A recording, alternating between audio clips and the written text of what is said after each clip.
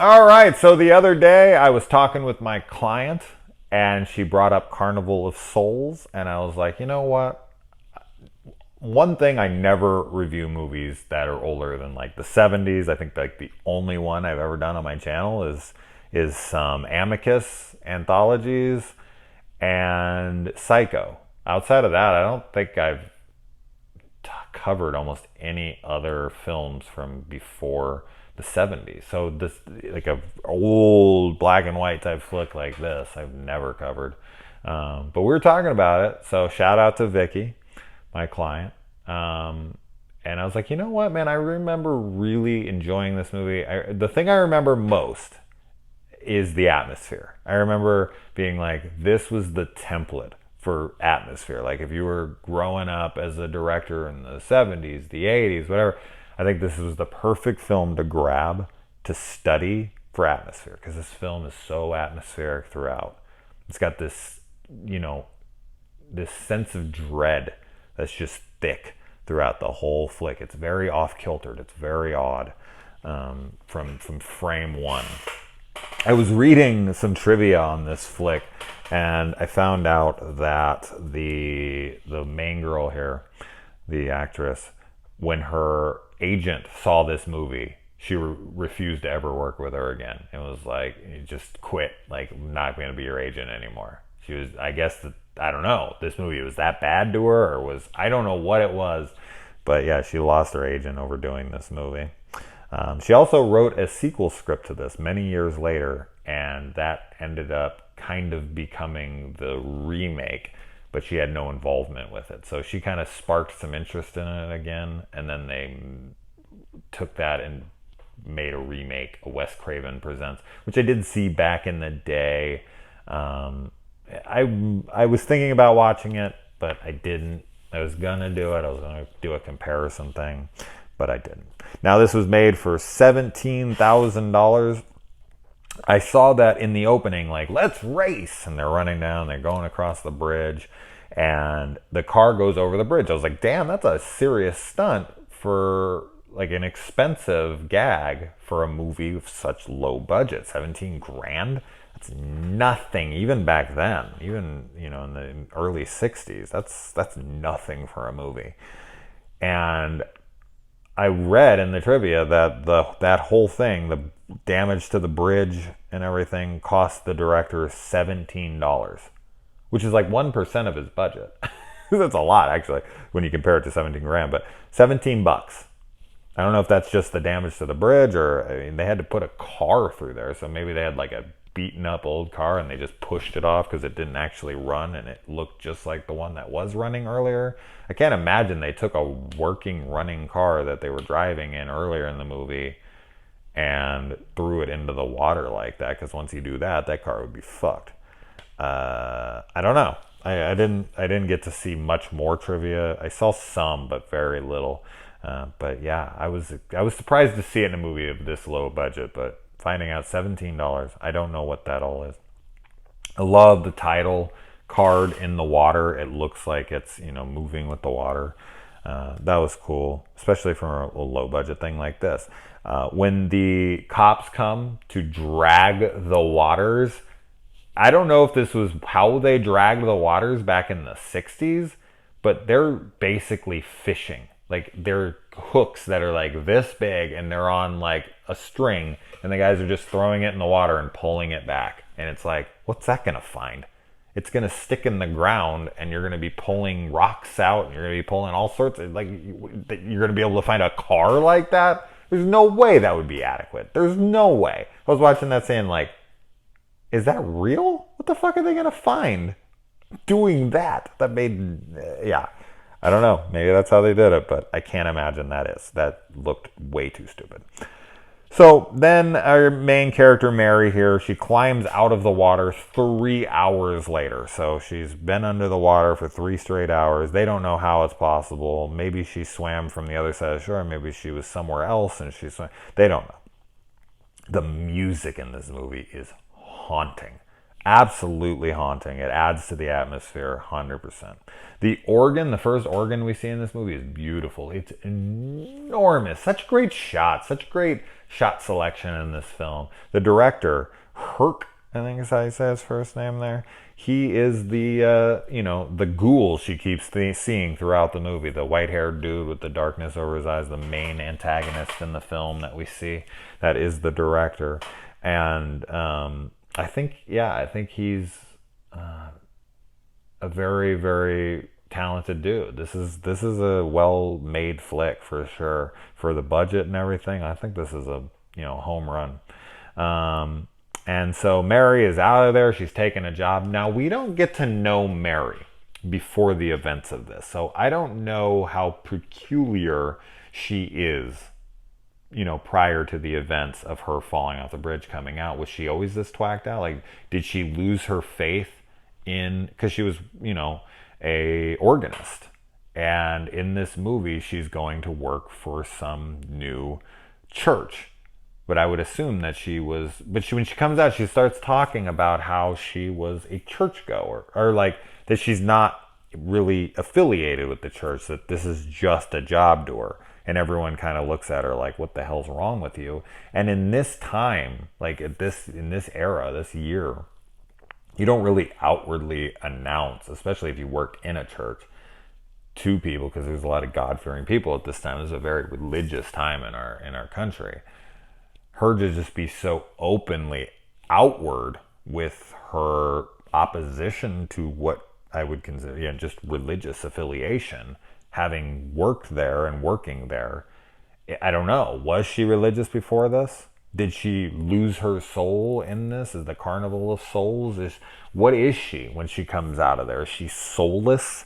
Are the souls coming after her? There's so many ways I feel like you could interpret this. I didn't watch any breakdown videos. I'm sure this movie's been out for like 50 fucking years. I'm sure people have broken down every single little detail. This is the first time I've watched it in 20 years.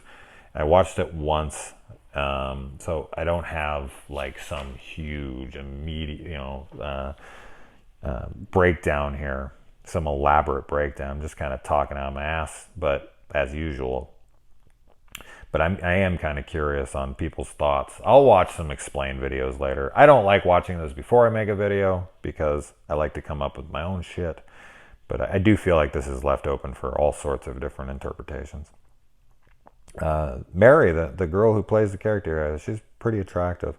And when she's driving,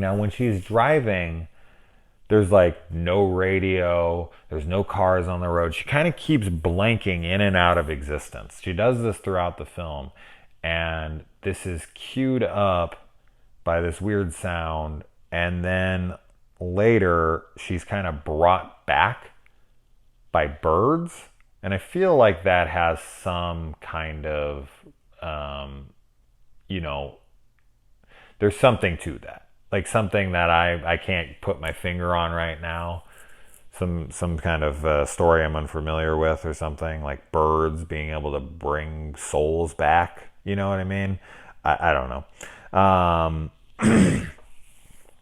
But yeah, she keeps seeing this man's reflection in the window. She seems to only be able to see the souls, this guy's soul. I don't know who he is. I don't know if he's death coming for her. Like she's dead and he's there to collect. He's there to try to lure her back, because when she goes to the carnival later, she sees her soul, so to speak, whatever that thing is, dancing with him outside, and she's running away. So it's like she's soulless. Like that's what I gotta take from this movie. She loses her faith.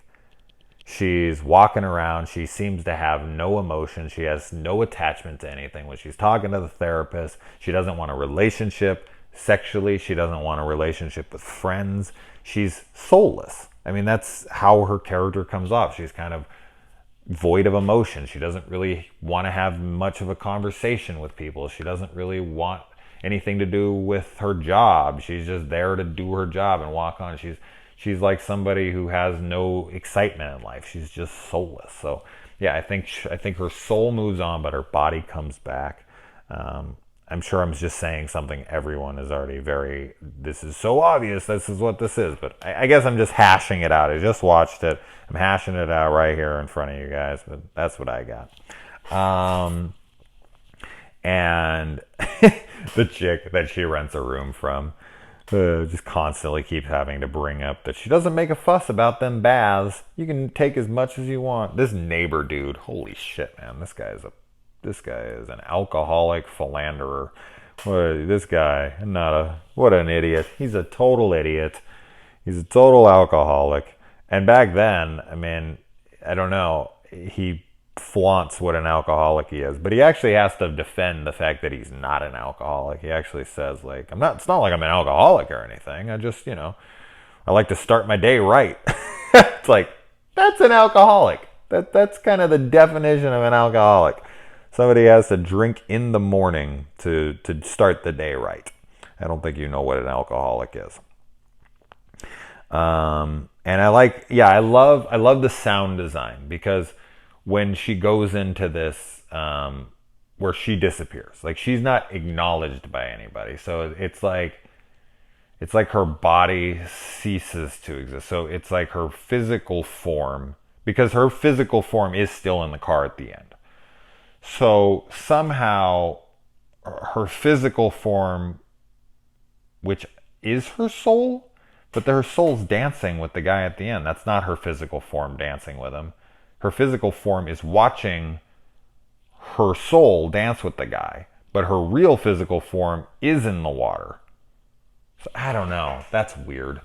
I don't know. That doesn't really make any sense. So it's like a projection image that's soulless, that can be seen by people sometimes and not other times. So when it goes silent and she becomes,